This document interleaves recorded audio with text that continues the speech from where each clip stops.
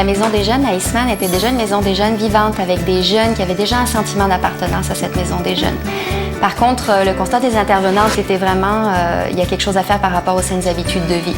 On était vraiment dans une maison des jeunes où ce qui prenait le plus de place, c'était les sofas, les jeux vidéo, la télé. Puis quand on ouvrait le frigidaire, on trouvait des pizzas pochettes, des liqueurs. Il n'y avait pas de choix. L'intervenante de la Maison des Jeunes avait déjà une idée derrière la tête. Son objectif, c'est d'avoir une grande table en se disant si on veut bien manger, il faut qu'on ait une table sur laquelle on va préparer nos bons repas et autour de laquelle on va s'asseoir tous ensemble pour déguster ce repas-là.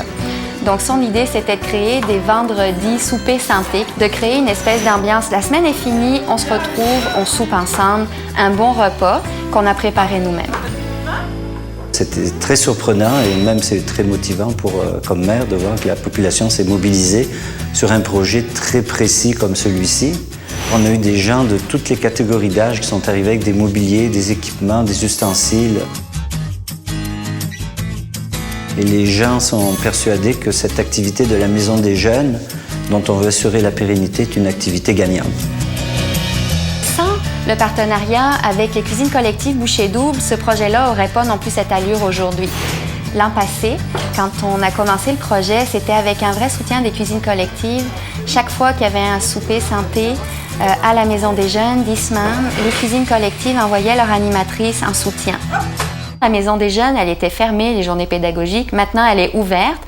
Actuellement, on est dans une formule où on s'est orienté plus sur des journées pédagogiques en santé, avec une période de jeu actif, une période de préparation du souper par les jeunes et une période de dégustation du souper tous ensemble. Les jeunes font leur choix de recettes, leur choix de souper. Ils envoient ça par courriel à l'animatrice des Bouchées Doubles qui répond ses conseils. Est-ce que c'est vraiment une recette santé? Puis là, elle leur répond, peut-être tu peux remplacer cet ingrédient par celui-là. Donc le support a été modifié puis on est en train de rendre les jeunes de plus en plus autonomes là-dedans. On avait fait une salade mexicaine avec du guacamole.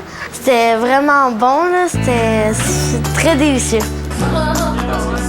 On s'est dit, on va saisir notre chance, les jeunes, ils viennent déjà là, ils mangent ici déjà, donc ça va être juste d'aller leur donner des outils pour modifier leurs habitudes.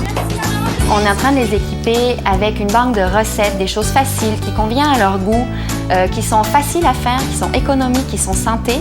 Ce qu'il y a d'aussi vraiment agréable, c'est de se dire que la table, elle est utilisée, la vaisselle, elle est utilisée. Moi, ça me dit que les jeunes, ils s'assoient tous ensemble pour prendre un moment et manger ensemble. De faire de la cuisine en groupe, c'est le fun d'être avec des amis.